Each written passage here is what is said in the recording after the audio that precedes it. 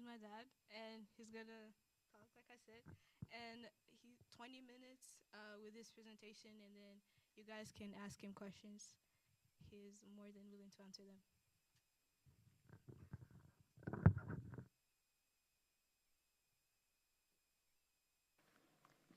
I didn't know she's shy. So, because, because she was supposed to do a good presentation of her dad, but anyway, I think you know her better than me, maybe, I don't know. So, good evening, and thank you for inviting me to do this presentation. Presentation which is not easy, as you are going to understand it. Talk about genocide and reconciliation is the two things really very hard to reconcile. But I will try to show you how everything is under control by God. Because otherwise, for human being, it's impossible, for example, to reconcile between genocide and reconciliation. I don't know if you know really what it means genocide, because okay, they talk about genocide, crime against humanity or crimes and other crimes, but this issue of genocide, I'm telling you, is something beyond imagination. I say like that because, when you have not been in that situation, it's really very hard to understand. Because when you are in that situation, even yourself, it's very hard to understand what is going on and what happened to people and to you. So that's why I'm saying like that. But by some examples and other things, so we are going to interact and to understand this issue of genocide. Personally, I talk about this because I don't know if I can say it's a chance. You cannot say a chance to see that kind of things, atrocities. But also, after the genocide, I was part of the people, or if I can say like that, or get a chance really to see those who committed those kind of crime being punished. And also how people come again together to rebuild their country. So those are the things I'm going to briefly talk about it today. And I think with questions, I think I can maybe even more give more information about those kind of things. So maybe to understand is, I have to give you a kind of background. First of all, you are going to excuse me about my English because this is the fourth language for me after French and my Kenya Rwanda mother tongue and Swahili, so comes English. That's at least I think you are catching something from what I'm saying. Okay, so as you see, I want to just briefly talk about Rwanda, where that country come from, and it comes even a country, because they said, those historians, they're talking about the first people who come in that country. It was in the 11th century. So, and the people coming from different part of the world and go in that country. Where you are going after talking about this issue of Hutu and Tutsi and Twa and where the mess came from for the genocide. So, and during this period, so people were there living together. And the people were in a kind of clans. Clans, so meaning those people talk about Hutu, Tutsi, and Twa, those category of population. And that categories was it was a kind of category, socio-economic category, if you can say like that. Like someone who have like 10 cows, because that time the cows was really is like $1 today here. So the cows was really very important. So someone who have like 10 cows was called Tutsi. And those who are cultivating and don't have less than 10 cows was called Hutu. And the others who was running around hunting was called Twa, and do other things. So that's how this. But in those clans, there were like 18 or 19 clans in Rwanda. And those clans,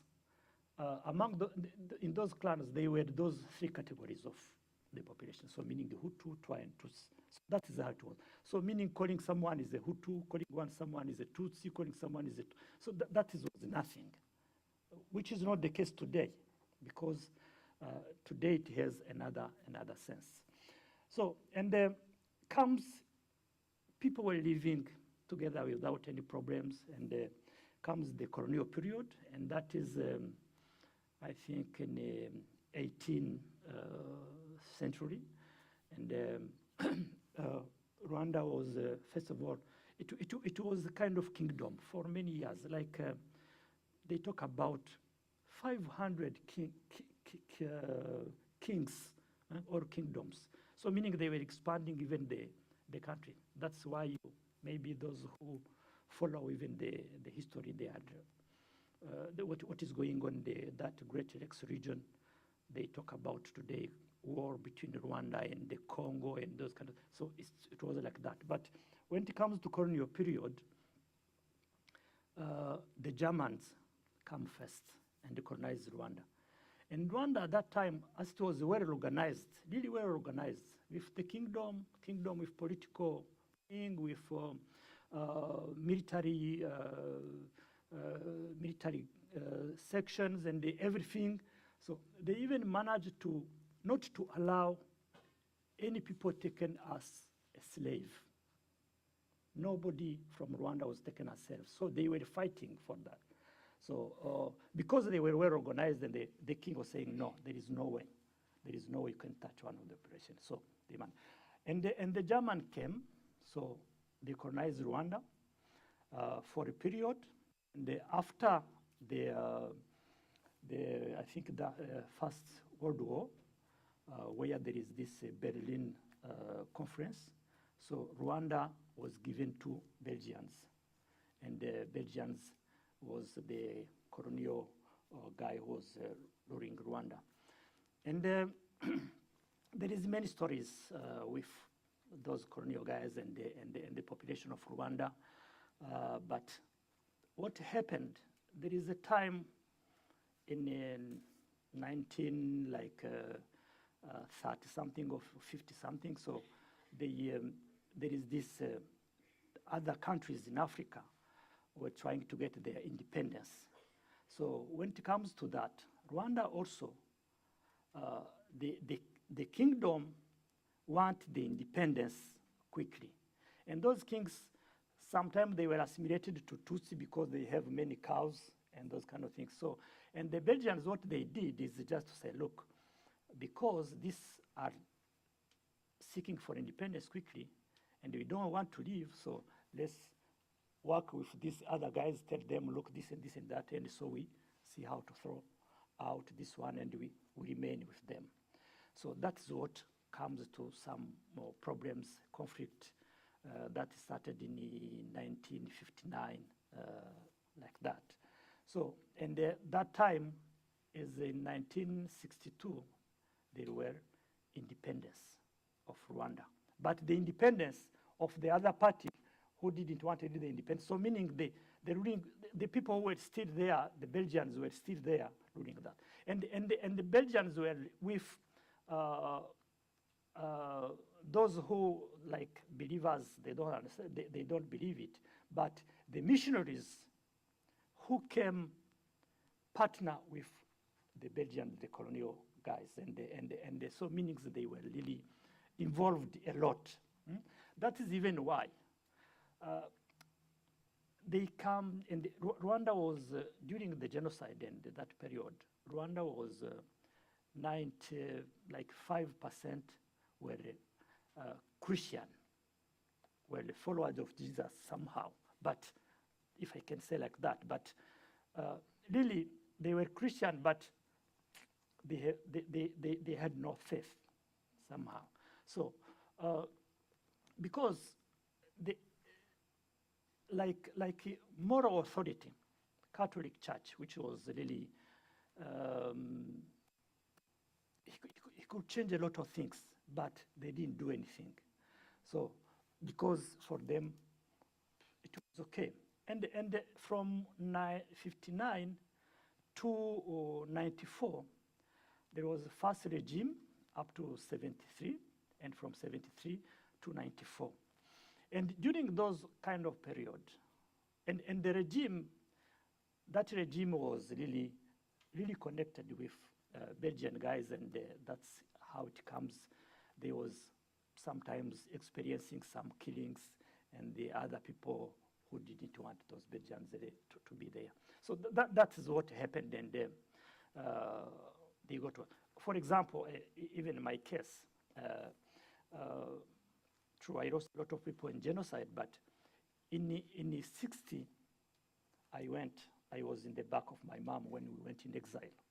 So meaning they were killing us, they were burning our houses, and so those kind of things. So it happened even in the 62, it happened in the 73, it happened. So when there is something to try to do a kind of change in the country, so they were some, how they call it, got something like that.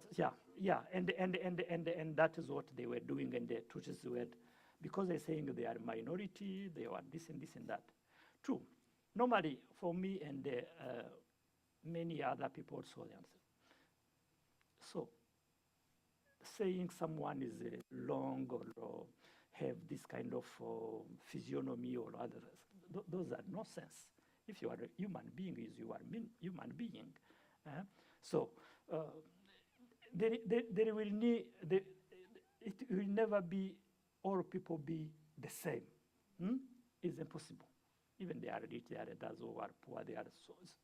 It's impossible for people to be. So there is, if you want to divide people, there is many possibilities to do it. So that's why I don't want to take time on what was going on, but come exactly to the end of 94. Because of people who went in exile for a long time, after 30 years in exile, saying, look, we want to come back in our country. We don't have any country, but we are Rwandan, so why can you not come back? But the regime will say, okay, where you are, stay where you are. They are going to give you either nationality or not or something, so but you are not allowed. This is a small country, and it's like that. Because Rwanda, as I said, that time during the Berlin conference, so it was a big country, but they just, one part was given to Congo, another part was given to Uganda, those are neighbors, another was given to British colony, and another to Belgian colony, and another. So they just do those borders as they want. So that's what happened. Rwanda just rests in a small country. So they say, no, it's a small country, so there is no way you can say. Others say, okay, fine. Where they went, so meaning in neighboring countries, some have been involved in the armies in those countries, and the others. So, but of course, where you are when you are not coming from that country, you're still foreigner. So they say, okay, there is no way. We want to come back in our country. And they organize themselves slowly from 1987. And in 1999, they launch a kind of rebellion. That is the RPF, the one on power today. So they managed to. And, when I said also is a God issue, is also, how like people who were not even 5,000 can beat a kind of army of 50,000 people. So it's impossible. So you see, but that happened. And also, so what they did is just to see, okay, you have brothers and sisters, aunties, uncles, and others who are in the country already. if you continue to attack, we are going to kill them. So that's what they did. You know, when you kill people, how expected it to even to be to God to be on your side isn't possible. So that's what happened. And you know, 1 million people killed. 1 million people. I don't know if you realize that. 1 million people. And in 100 days, so 3 months. And you know, when, for example, I remember, even when I was in Rwanda, sometimes when I was passing in some places where I remember I was passing, I was even feeling the smelling the dead bodies. So because the whole country was full of bodies and different atrocities. Anyway, is something else. So that is what happened. So meaning in 1994, in July, when the new power came in, the country was completely, I don't know, I cannot say zero, is under zero, if you can understand. They killed people, they destroyed everything, so nothing was in the country. So, and when you see today where the country is, that's the question comes to say, how this is possible? How this is possible? And a lot of people flee the country, and but I want to share with you some stories, because you know, here is just to show things. Let's like say some people who managed to survive is those who have really a lot of stories to tell. Because they are telling you, look, there is a time, you know, they have, for example, someone have seen his family, like even 10 people killed in front of you, and women raped and everything. So I don't know what kind of evil was in that country. And someone was hiding somewhere. They bring dogs and everything, so they hunt you. They burn those forests to see how they can chase those people. So and some people, sometimes some people are giving testimony, telling, look, there is a time I was, for me it was me and God. So I was telling him, God, now I want to challenge you. I want to challenge you. If you really manage to save me from this situation, I will do this and this and that. So, and sometimes the others will say, God, you say you're good. So how you good if all these kind of things happen? So it was really a kind of challenge, because, you know, even sometimes, even myself, there is a time I was really thinking after the genocide, just after or during the genocide, saying, no, God, how can you allow these things to happen? Yourself, you ask. And after the genocide, personally, I was not expecting anybody to go in the church again. Because a lot of people, you know, during those kind of repetitive massacres was going on, sometimes and many times when people were managing to reach the church, for example, they were saved. But this time, so it was really well planned, and they were calling people even to go in those churches, so it was easy to catch them. That's what happened, and how they killed even a lot of people. So because of, like now, I don't know, 50% of churches of Rwanda are memorials of genocide. Because some people say, look, a lot of people have been killed in these churches. How can we come in this church do it? So, but anyway, this was the situation.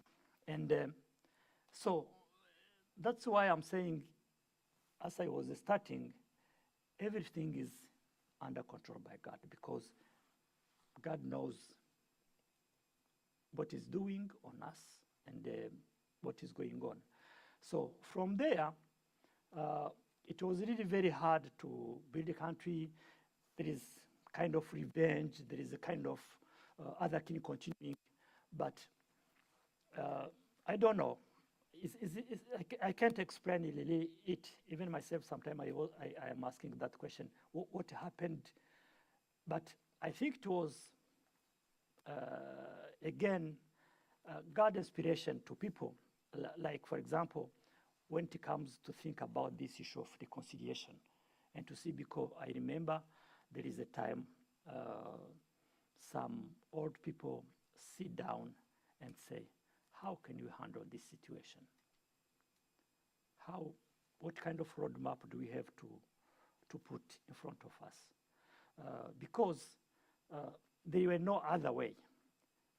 Like at that time, there were like 120,000 people in the jail in a small country, saying, and those people have been involved in genocide. And when it comes to, normally it's a genocide, crime against humanity. So when you are accused of genocide, normally the sentence is a death penalty. So can we kill all those people? Can we do this and this and that? So it was really very, very, very difficult. So they came with this traditional court they called the gacaca. Gacaca was, it was before even colonial people come, and so meaning when there were kind of dispute or conflict between families or those clans or other people, so meaning they were calling those people, sit together somewhere, and they settle the issue there. So that's what they come. They say, okay, let's go to every village and they see these people have been killed. Who killed these people? Who have been involved? And see how to do. And they were asking people who pleaded guilty and facilitated the justice also, just to give them like half of their sentence, and those with death penalty get life sentence. So and those kind of things. So meaning the justice played really a very important role. So that is gacaca was called the restorative justice. So meaning it was not based really on punishment, but on to see how to reconcile people. Otherwise, it was and with ordinary courts, the system is something was going to take like 100 years to do that. But with gacaca, I think they managed to do it. I will talk about international justice and ICTR, because I had a chance to work with them at the end. But also, that one was only dealing with the planners, those what they were calling big fishes. So those who planned and who pushed the other population. So people were living together. They were not really this issue of hatred. So it was not really so intense like that. But when it comes to politicians to push people in killings and telling them, look, you kill him, or how you are going to take his belongings or something like that. People like those ones. So sometimes they are involved, and that is the problem. So the justice law play a big role in that one. Of course, the government was really, we had the chance to have a government which is really saying, look, now, like stopping revenge, because that is also the big issue. At least those who survived, they say, oh, this one, and sometimes even those who have been involved were wrongly accused. And if it was really very important to see how to stop those kind of things. And so they created even this issue of unity and reconciliation to see what kind of thing. But let's not take time on this, because there is the government, of course, have the laws and everything, and the policy, security, and stability, which is very important, but also the role played by religious organization.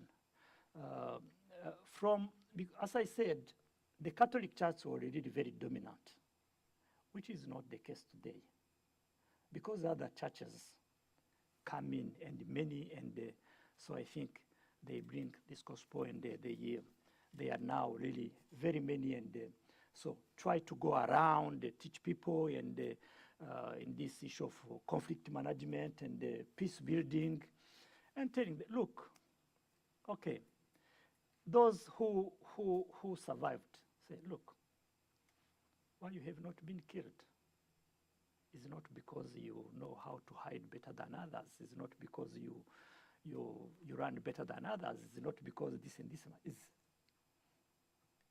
God save you.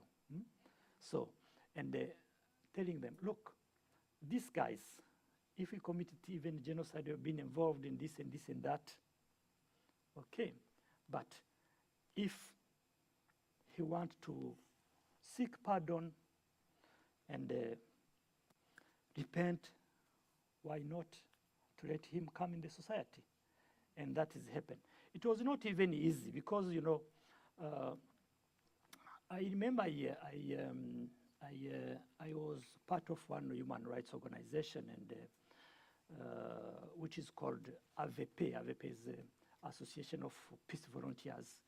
And that organization, we were organizing a kind of training. We were calling like 100 of genocide survivors, 100 of those who have been involved in a genocide and pleaded guilty and confess, and they get half of their sentence, and to put them together, just spend like a whole week together. And because a certain time, it was, you can imagine, the same village, because in Rwanda there is no way people are together on the village. So meaning they are mixed. Huh? They are mixed, but we know each other. But we are living in the same area. So there is no part of Hutus, there is no part of Tutsis or part of Tutsis. So the whole country is mixed. So, but sometimes so you meet the one who killed your parents, so meaning you are going to run around, or himself or herself are going also to run because saying he's going to kill me because I did this and this. So it was a way to see how to bring them together again. Like we're even organizing some activities in the community to see how they can come together to some project, development project. You know, even sometimes when you have problem of surviving economically, so you have a lot of, because sometimes they say, okay, well, I'm like this because my parents have been killed. I'm like this because this happened, they destroy my house, I have nowhere. So there is those kind of things. So meaning there is economically, those organizations played really a big role in something. And even those religious organizations, they played really a big role, not only on spiritual aspect, but also economically, to see how to support economically the population. So, and I think, for example, those religious organizations, they even go down in those prisons full of people who killed people and who committed crimes, and try to sensitize them, to teach them, to bring gospel to them. And I think is something really, because there is a time, like half of them in one day say, okay, I am now the follower of the Christ, and they pleaded guilty. They even talk about everything, and slowly, and even go. They have been taken sometimes to go in the village to the families where to survivors, to talk to them, tell them, look, I'm really sorry I killed you, and where, because the other problem was also some of the survivors didn't know where their brothers and sisters and parents have been killed, and where they have, because they were thrown everywhere. And so those were telling them, look, we killed your parents or your brothers or sisters, so they are there. We throw them there so they can even take and buried properly. So that was even healing them. Because there is this issue of healing. You know, yourself, you cannot even give pardon if your heart is still, I don't know, still have problems. So, and they try to work on those kind of things. So there is this organization, the civil society, the government, and a lot of people have been involved to see how they can assist people in healing, but also those ones to see how to create that. And it was also known that without unity, there is no way you can go to development. So that's how it comes to say, look, see how people, they can come back together and they live peacefully together and go to another step of development. So you are not going to stay in that problems of people killed and other one jail, and see how to do it. So that is how the photo, the situation of the country, how it was and how it comes. So now I would like to just talk about things I experienced myself as someone who was there in '94 and even after. In the beginning, I was a journalist. I have been journalist for 15 years, and after I joined this ICTR, when I was journalist, what I can say is, like the media played a big role in the genocide. Really a big role. They were, even today, even International Criminal Tribunal for Rwanda, they are case involving those case of media. They were called case of media because, look, like they created some some radios, and they're saying, look, we know someone is there, so that one is someone who have to be killed. So, and people were going there to kill them, and so they were even these messages and a lot of things. So very, very, very, very hard. So, but after that, so even they played a big role. I'm saying the after genocide, there is a kind of shift because, you know, even by giving a survivor a chance to give his testimony, it was kind of healing.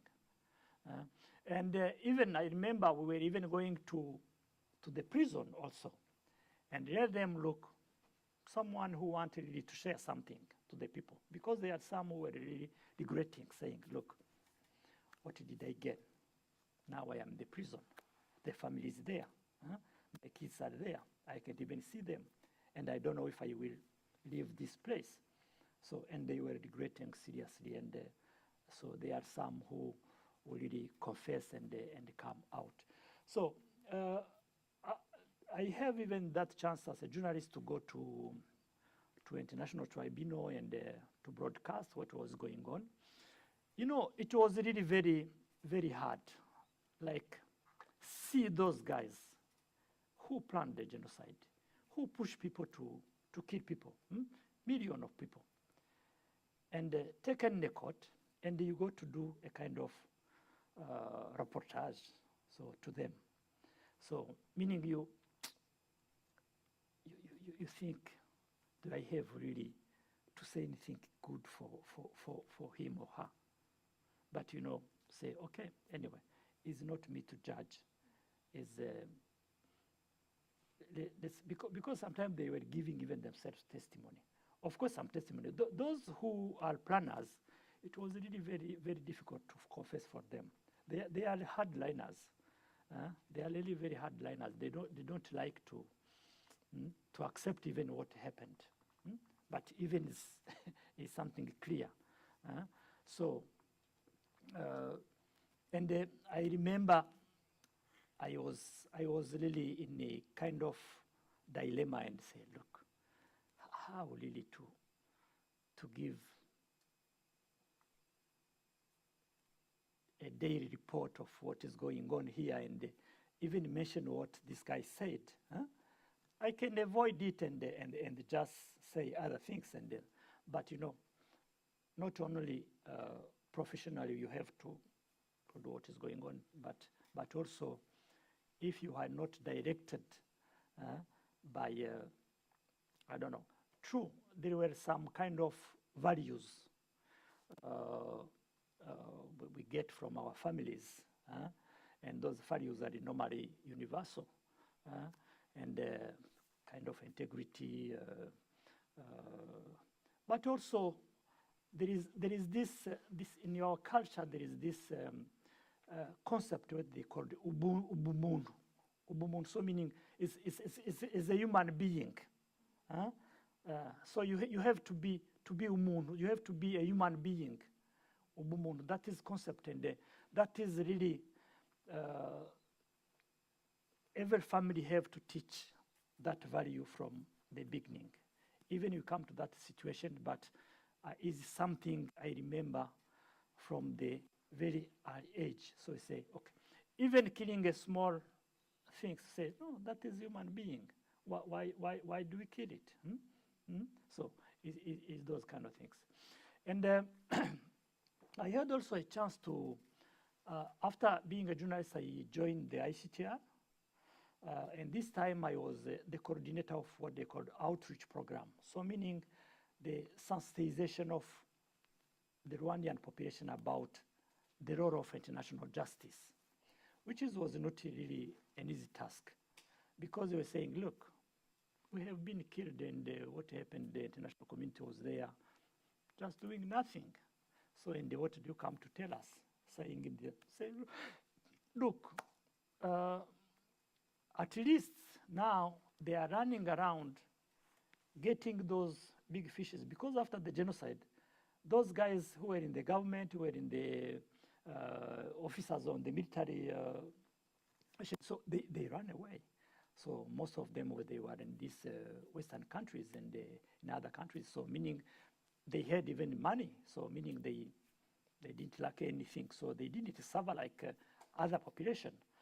But of course they were hiding themselves because the justice was behind them, and that is the international justice. Because at that time Rwanda was even not have enough means to spend for them to be arrested. So meaning the international community did at least something and assist in that way. So I was trying to explain and to see how they can even come and go to testify. So, and the go to testify is against, but also for.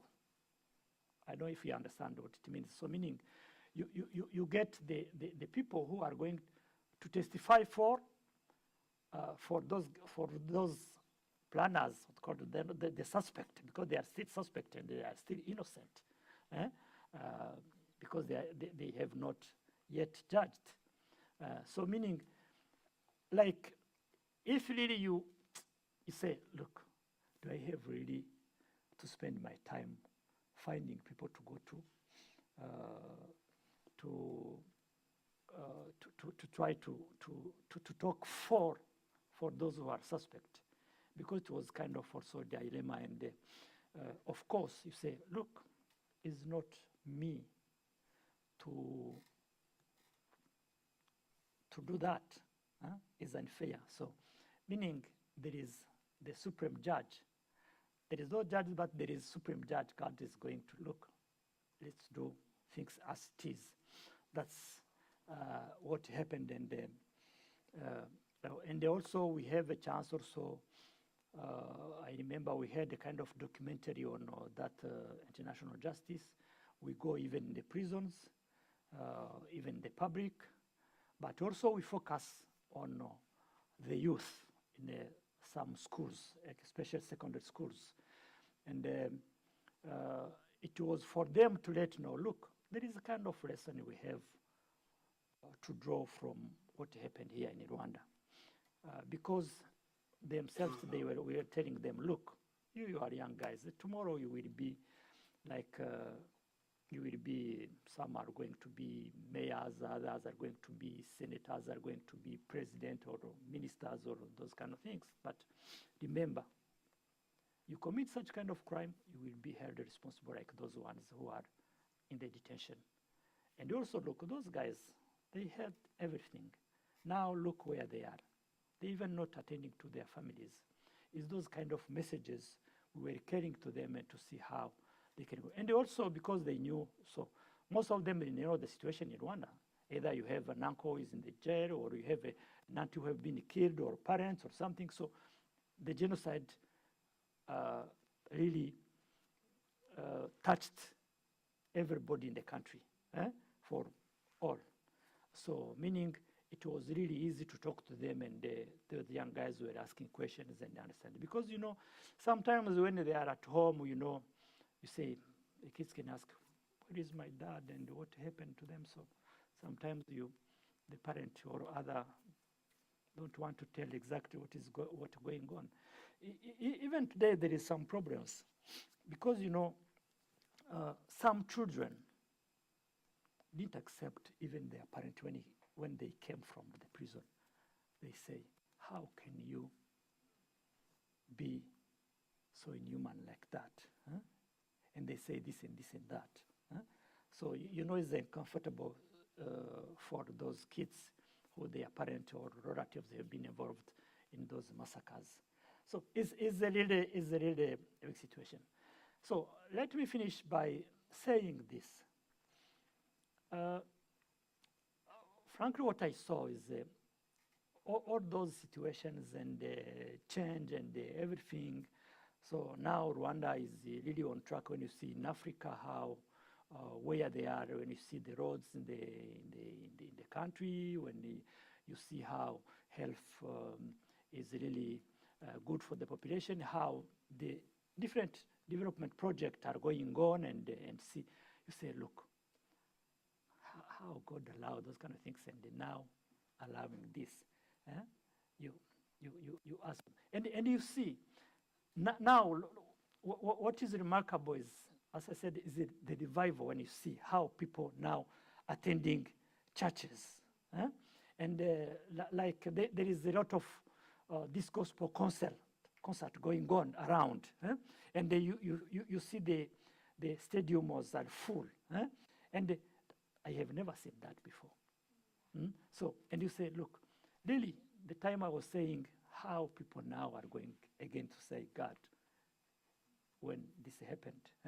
And now, so people, because a certain time they say, look, even those survivors, because it's them who suffered a lot, most of them, when you hear their testimonies, so they are saying, look, I think if I survived, there is a purpose for me, given by God to me, so I have to.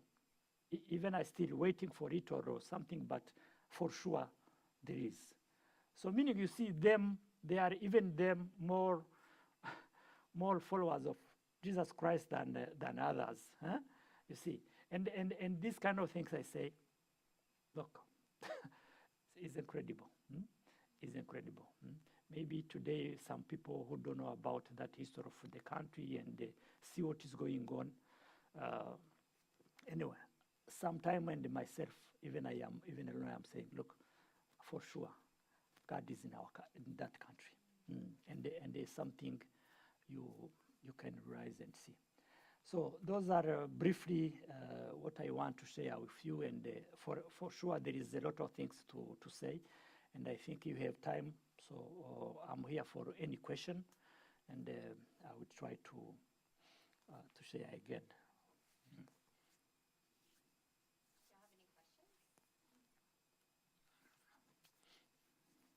Yes, go ahead. So, I'm assuming you probably had like a struggle in your life where it was like really hard to trust in God. So how did God like guide you through that process? personally guide you Mhm. sometimes? Okay. Um, First of all, I have to confess, uh, I I've been raised in a family. They were Christian because my parents were Christian, and but there is this. It was just routine, eh? Getting a very well dressed Sunday and go to church service. Eh? Um, okay, sometimes in the evening before sleeping and doing some prayers, and not really as I see today. Huh? Mm? Not really as I see today. And that because it's totally different. On our time, frankly, I have even been in a secondary school, what they call seminary. I don't know what exactly if you understand it. It was the college of priests. Eh? So there even we were okay attending services, going to pray, but it was a kind of routine. Nothing really. Uh, you don't feel anything really special in your heart and they really think about God and something like that. Hmm? That's why I'm saying before those events, it was like how to say it. It was like there is a time when you go to sport, there is a time when you go to this. Hmm? Not really something touching your heart. Hmm? But I think after that, there is really a lot of change, even myself. When you pass through those kind of things, there is a time where you sit and you ask yourself some questions. I know my daughter's here and even the other of the family, so dad is there and is somehow big boss and he doesn't want to to tell everything, but I know they are more involved even than me, but personally, frankly, so I get time myself, and because of those kind of things, look, there were difficult situation which I passed through, and I say, how this happened, even myself. So now I remember, so how this happened, because at that moment I could be dead already. Hmm? Because there is others who passed away at that time. Why not me? Because of this. So you challenge yourself, hmm?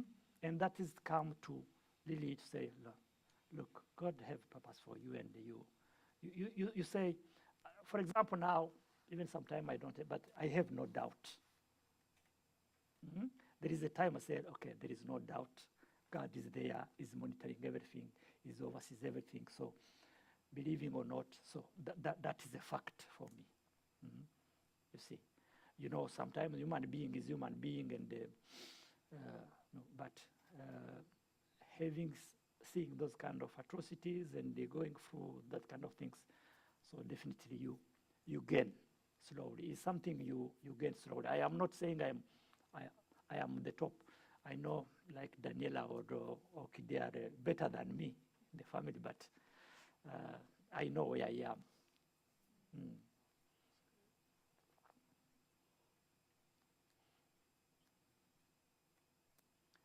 Any other question?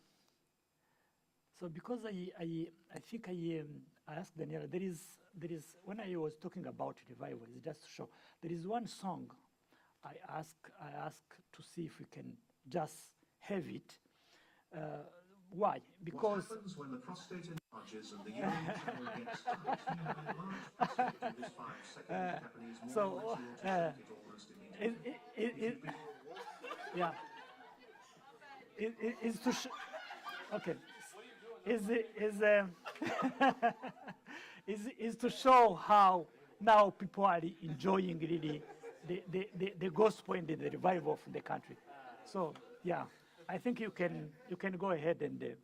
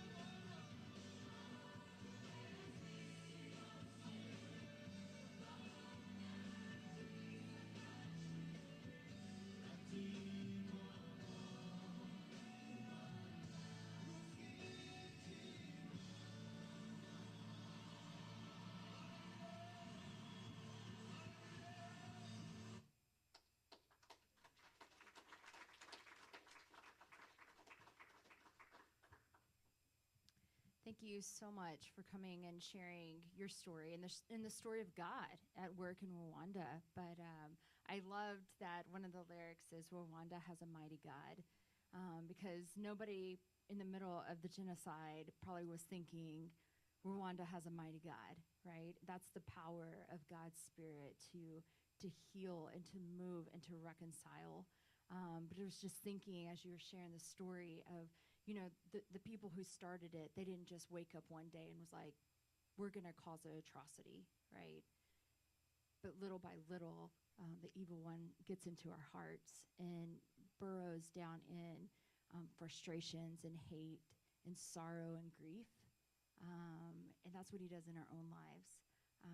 But I loved what you said. You said you cannot pardon. I think you said you cannot pardon unless you know the forgiveness of God, right? And so the band's going to come up here and play, and maybe you've been holding on to something. Maybe you've been holding on to a frustration with somebody or hatred or this hurt that's been in your life. We just want to leave space for the Spirit to do this type of work, right? That in that space in our lives, we're holding on to that thing that is burrowing in, that we can leave room for the Spirit to say, God is good. God, we have a mighty God. So they're going to come in and play. After this song, we're going to do things a little bit different. Usually we're in small groups. But today is the 200th Collegiate Day of Prayer. So maybe you've been joining different groups praying on campus, but around the world, people have been praying for college students, for you. People have been mindful of you. While you were in class, like doing math, they were mindful of you and praying for you. Can you believe it? What a mighty God we serve. And so what we're going to do is we're going to play this last song. And then I know some people may need to leave, or some people want to go talk to Mentoring Alliance. Maybe just continue to pray. But we're gonna switch over. They're doing a live stream from Asbury. Y'all, a year ago, they picked Asbury to do the live stream from. A year ago. And what God has been doing. Isn't he sovereign? Isn't he up to his plans, right? And so we're gonna, if you need to leave, feel free to. Do not, don't feel bad about that.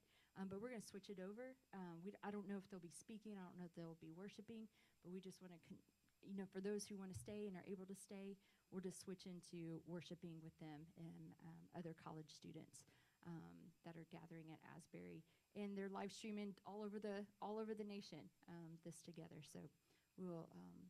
Bring it back over. Let me pray, and then we'll continue to worship and leave room for the Spirit to do whatever the Spirit wants to do in your life.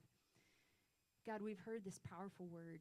Who but you can bring reconciliation? Who but you can offer forgiveness in the darkness of our soul? Who of you can bring people together who were once at war? Lord, you are that type of God that we serve.